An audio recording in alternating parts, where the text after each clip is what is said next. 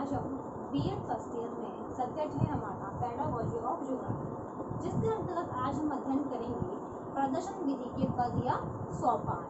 Next class में हमने प्रदर्शन विधि के पद सोपानों का ही वर्णन किया था, जिसके अंतर्गत हम शिक्षक के द्वारा पाठ की तैयारी किस प्रकार की जाती है, समस्या किस प्रकार प्रस्तुत की जाती है, उसके बारे में हमने अध्ययन कर चुका था। अब जो हमारा नेक्स्ट पॉइंट है वह है शिक्षण प्रक्रिया।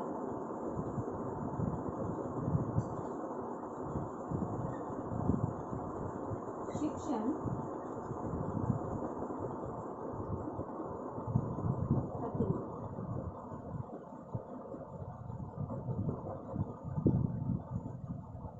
इसके अंतर्गत हम देखते हैं कि छात्रों के लिए शिक्षण प्रक्रिया किस प्रकार होनी चाहिए।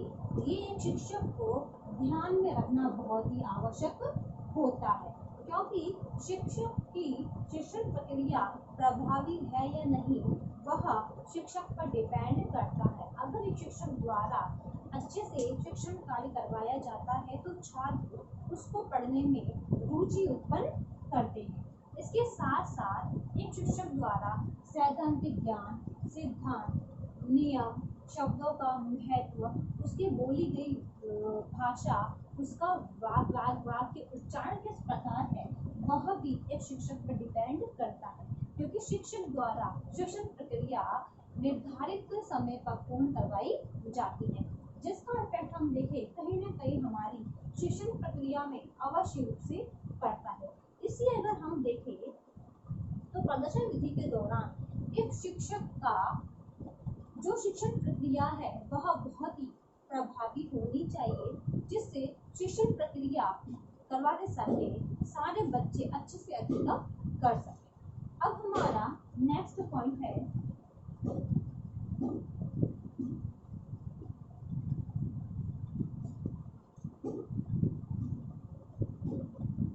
समस्या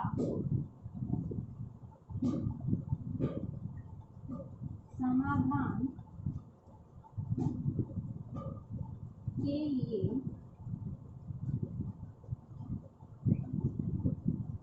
प्रयोग। समस्या समाधान के लिए प्रयोग। इसके अंतर्गत हम देखते हैं कि भूगोल के शिक्षक को छात्रों के सामने उदाहरण के रूप में शिक्षण प्रक्रिया करवानी चाहिए। अगर एक शिक्षक को लगता है कि वह शिक्षण प्रक्रिया करवा रहा है और उसमें किसी भी प्रकार की कठिनाइयां, समस्या उत्पन्न हो सकती है, तो एक शिक्षक का दायित्व होता है कि उसे किस प्रकार से शिक्षण प्रक्रिया संभव करवानी है। या हम देखें क्या पता जो शिक्षण प्रक्रिया जो उस टॉपिक को एक शिक्षक पढ़ा रहा है उसको वह उदाहरण के रूप में, व्याख्या के रूप में, प्रदर्शन के रूप में, नियम बनाकर, कहानी बनाकर किस प्रकार करवा रहा है वह डिपेंड एक शिक्षक पर करता है, क्योंकि एक शिक्षक छात्र की संपूर्ण कठिनाइयों का निराकरण करता है।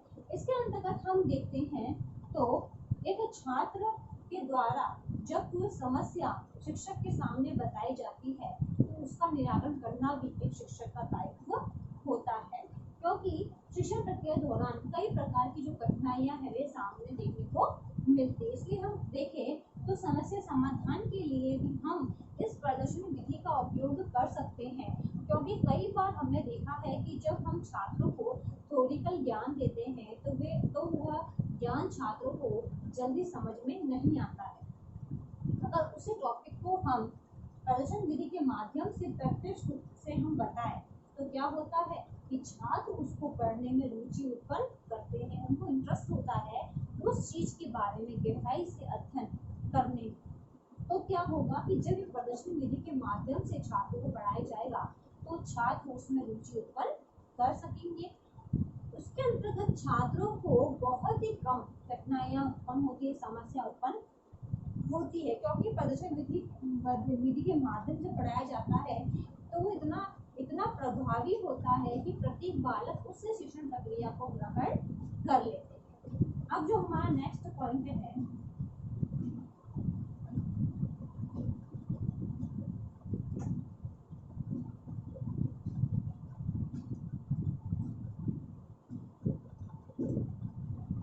श्याम पट्ट का प्रयोग।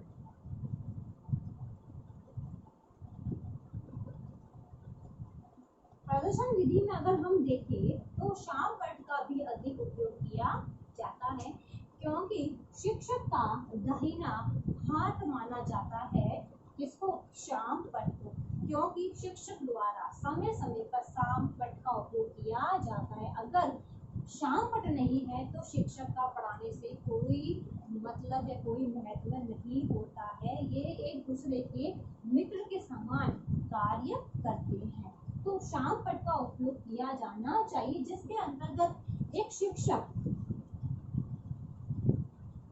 मानचित्र,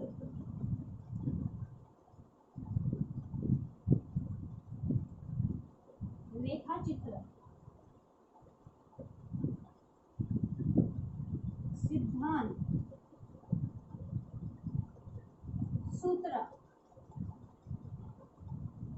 नियम आदि को लिखने में उसका उपयोग कर सकता है, क्योंकि छात्र को केवल हम व्याख्या के दौरान ज्ञान प्रदान नहीं कर सकते, समय समय पर श्याम पट्ट का उपयोग करना भी बहुत ही आवश्यक होता है।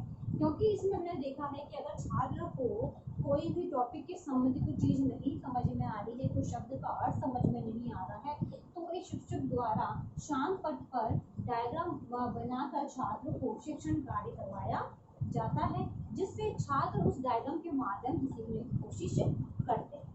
अब नेक्स्ट पॉइंट है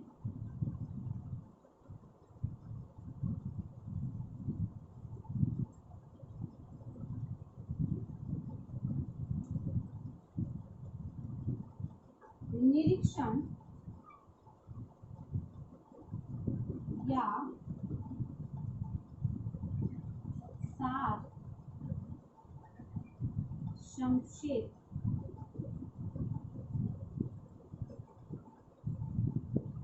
की नकल।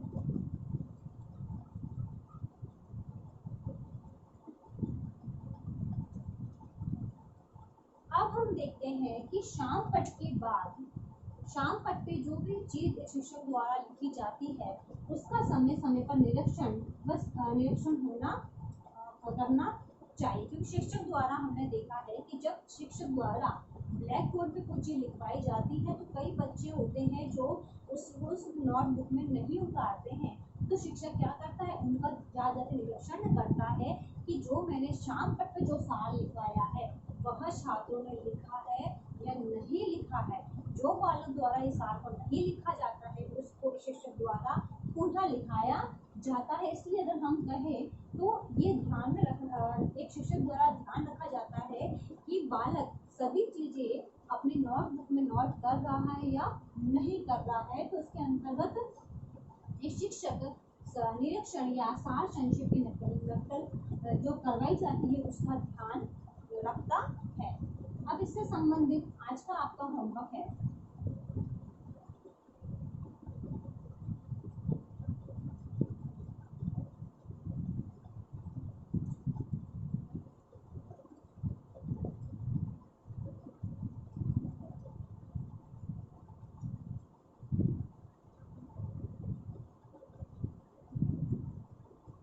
प्रदर्शन विधि के पदों का वर्णन कीजिए। प्रदर्शन विधि के पदों का वर्णन कीजिए। क्वेश्चन आपको आपके नोटबुक में उतारना है।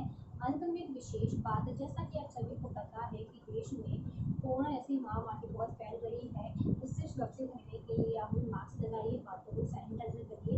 यदि आप बाहर जाते हैं, किसी व्यक्ति के कांटेक्ट में आते हैं तो कम से कम 6 फीट बनाए रखिए, जिससे आप सुरक्षित होंगे तो आपका घर भी सुरक्षित रहेगा।